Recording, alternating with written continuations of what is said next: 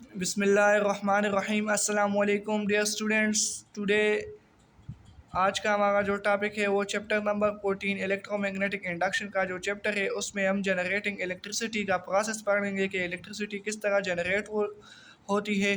तो ये हमारे पास आज ये टॉपिक है। इसके जो पार्ट 1 है वो आज हम पढ़ेंगे और पार्ट 2 जो है ना वो फिर नेक्स्ट क्लास में हम डिस्कस करेंगे, क्योंकि हमारे पास जो आज पार्ट 1 है उसको हम डिस्कस करने जा रहे हैं। तो सबसे पहले जनरेटिंग इलेक्ट्रिसिटी, कि इलेक्ट्रिसिटी किस तरह जनरेट होती है। तो इसके लिए हमारे पास एक डिवाइस की ज़रूरत होगी और इस डिवाइस को हम एसी जनरेटर कहते हैं, या वो डिवाइस जो कि हमारे पास इलेक्ट्रिसिटी को जनरेट करे उसको हम एसी जनरेटिंग कहते हैं, या अल्टरनेटिंग करंट जनरेटर। तो ये हमारे पास इसकी जो डिफिनीशन है, ये वो डिवाइस है जो कि हमारे पास मैकेनिकल एनर्जी को इलेक्ट्रिकल एनर्जी में कन्वर्ट करता है। किस तरह, एक सिंपल एग्जांपल आप ले लें कि आप अगर जनरेटर में पेट्रोल डालें तो हमारे पास मैकेनिकल एनर्जी है, इसको ये जनरेटर ये डिवाइस इलेक्ट्रिकल एनर्जी में कन्वर्ट करते हैं और आपकी जो इलेक्ट्रिकल एप्लायंस है वो सारे इससे चलते हैं। तो ये इसकी डेली लाइफ एग्जांपल है। अभी हम जो है ना इस बात को समझते हैं कि हमारे पास इलेक्ट्रिसिटी किस तरह जनरेट होती है, किस तरह प्रोड्यूस होती है।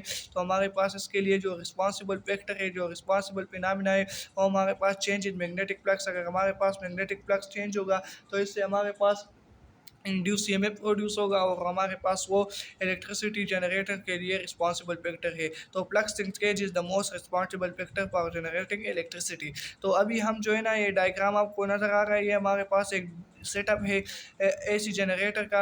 अगर आप इसको देखें तो इसमें हमारे पास आर्मेचर भी है और ये हमारे पास मैग्नेट भी है, एक एक्सटर्नल सर्किट भी लगा हुआ है, ब्रशेस भी है। तो ये ओवरऑल सेटअप है। तो सबसे पहले हम आर्मेचर की तरफ जाते हैं कि आर्मेचर क्या चीज़ है। तो हमारे पास एक रेक्टेंगुलर कॉइल शेप है, इस तरह आपको नज़र आ रहा है ABCD। ये हमारे पास रेक्टेंगुलर कॉइल शेप है, इसके एलाट आप नंबर N नंबर आप टर्न इधर होते हैं और ये हमारे पास इसके ऊपर एक आइसोलेटेड कॉपर वायर इससे जो है ना इर्द गिर्द सराउंड होता है। दूसरे जो है ना हमारे पास इधर एक मैग्नेट यूज़ होता है जो कि नॉर्थ पोल है और ये साउथ पोल है।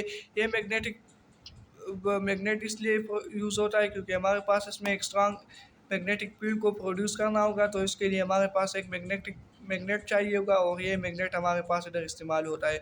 अभी अगर हम देखें तो जो हमारे पास स्लिपिंग रिंग्स है, तो अगर हम आर्मेचर की एंड पे देखें तो हमारे पास दो रिंग्स है, जो कि इसके इस्तेमाल में बताऊंगा बाद में, लेकिन हमारे पास दो रिंग इसमें इस्तेमाल होते हैं। ये हमारे पास जो है ना R1 और R2, जिस तरह आप इधर देख सकते हैं ये हमारे पास दो रिंग है R1 एंड R2। ये हमारे पास मैग्नेट जो आर्मेचर है इसके साथ कनेक्ट है।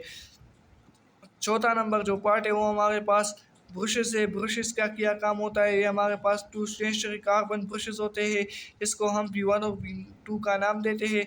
ये हमारे पास किस चीज़ के लिए रिस्पॉन्सिबल या किस चीज़ की जिम्मेदारी क्या है, तो ये हमारे पास responsible to provide current from armature to external. इधर जो मैग्नेटिक फील्ड की वजह से जो करंट प्रोड्यूस होता है आर्मेचर में, उसको एक्सटर्नल सर्किट तक प्रोवाइड या ले जाना, ये हमारे पास ब्रशेस का काम होता है।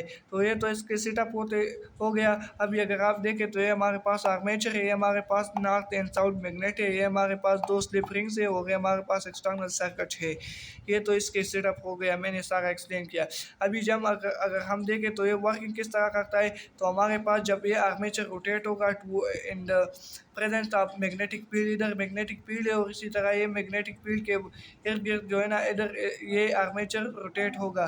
तो जब रोटेट होगा तो फ्लक्स चेंज होगा, जब फ्लक्स चेंज आएगा तो हमारे पास ईएमएफ प्रोड्यूस होगा और जब ईएमएफ प्रोड्यूस होगा तो करंट हमारे पास आर्मेचर में प्रोड्यूस होगा। और इसी तरह जो एक्सटर्नल सर्किट में आपने लाइट लगाए, पंखा लगाए, तो वही इसको इलेक्ट्रिसिटी चलेगी और ये हमारे पास फिर जो है ना चलेगा।